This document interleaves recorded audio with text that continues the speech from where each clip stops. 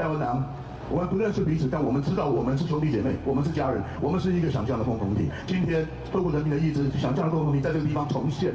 各位，多么美丽，多么尊严，多么壮阔！那些小丑叛徒，他们不会赢，因为他们逆天行事，违背了台湾人民的意志，他们终将被扫入历史的灰烬之中。今天这一段只是一个开端而已啊，因为这个蓝白他们在推动一场持续漫长的政变哦。今后他们势必还会提出层出不穷、赤裸裸的扩权跟亲中法案，试图要窃取我们的国家。所以接下来势必还有漫长的抗战。大家有干哦，心头要聊命，要挺下去。李强先生说一句话，他说：“这个国家是咱的，咱一定会赢，有一日咱会赢。”这一次那几个法案可能挡不住了，不要紧了。啊，不过咱起码平安状态好。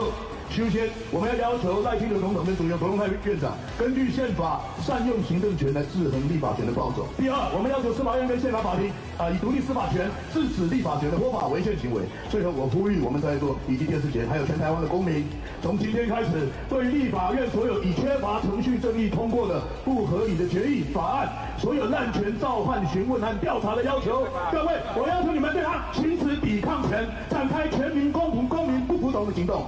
恶法非法，你们敢乱立恶法，我们就有不服从，我们就有杯葛你的权利。